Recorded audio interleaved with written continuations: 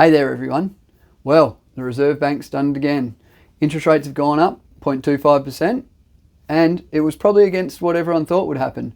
However, with inflation not coming down and unemployment rates still being fairly low, there was definitely the talk of maybe a big one coming in a couple of months or a small one now. Look, I don't think it's all bad. I think it'll probably end up turning. We're already starting to see the fixed rates start coming down. So the big four banks have lowered their fixed rates for 5 years to about where it was a month ago with the interest rates. So look, it may go up a little bit more and then start coming down, but I still believe it'll probably start coming down sooner rather than later.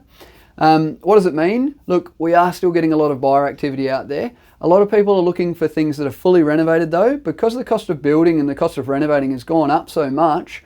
People just a bit worried about what they're going to have to spend to renovate properties now. So look, anything that needs renovating, people are umming and ahhing. If they can afford something that's fully renovated for an extra $50,000 or $100,000, they're generally going for that versus something that's completely unrenovated.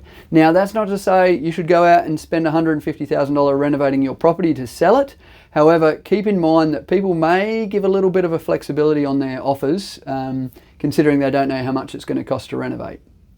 Now, going forward, where's the activity going to come from? Look, right now it's reminding me more of 2020, the start of 2020. We're starting to see that lull before we start seeing the prices go up again.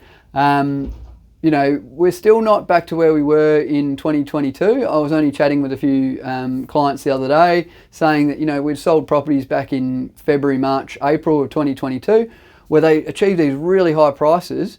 And we're seeing, they were unrenovated back then, and we're seeing renovated properties now get similar prices. So look, we're still a little bit away in certain suburbs. In other suburbs, it's definitely gone back to where it was. More your 20-year-old brick houses, they're certainly back to where they were a couple of years ago.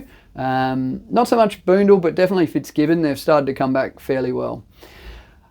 Look, we are going to still see people looking to upsize, downsize. Everyone has changing families, things like that. So there's always people buying and selling. It's more about when you're ready rather than forcing you to do it when you're not ready. So look, take your time getting ready. I've got a few clients that are delaying going to market or delaying selling because they've got tenants in place or, life circumstances just aren't quite ready yet. But look, I think prices are starting to go back up now, and by the end of the year I think we'll probably be up there a little bit more. Even the Westpac have come out and said in 2024 that prices will probably go up 7% next year, which I think is true. I mean, I still think Brisbane, bang for buck is better than Melbourne and Sydney, especially with distance to the city. So with the rental crisis going on and a lot of rents going up, we are starting to see people try and buy so they're not paying someone else's mortgage. So look, if you have been thinking about selling, it is a good time. There's not too many properties on the market. Anything that generally is on the market is selling pretty well.